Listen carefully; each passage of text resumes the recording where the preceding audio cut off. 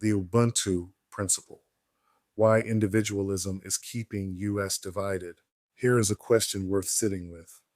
Why can't we build together? Not because we lack intelligence, not because we lack resources, but because we were systematically trained not to. America holds a distinction that rarely gets examined.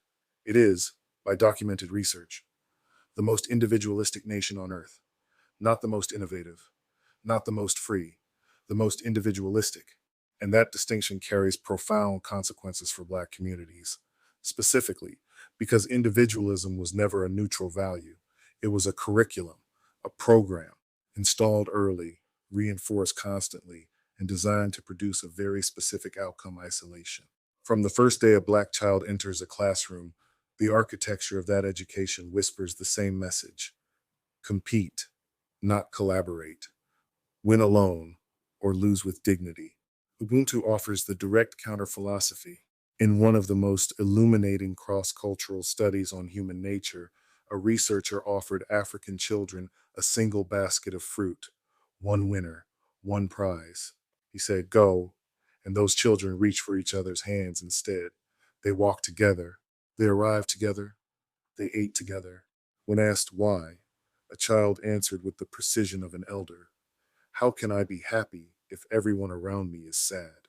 That sentence contains an entire worldview, a relational cosmology, the understanding that the self cannot be whole in isolation, that individual flourishing is inseparable from collective health. This is not naivety. This is sophistication. This is the philosophical inheritance that was deliberately disrupted.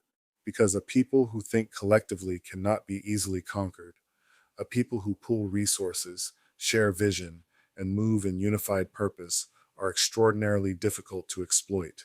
Individualism solves that problem for the people who benefit from our division. Consider how other diasporic communities arrived in this country with far less and built generational wealth.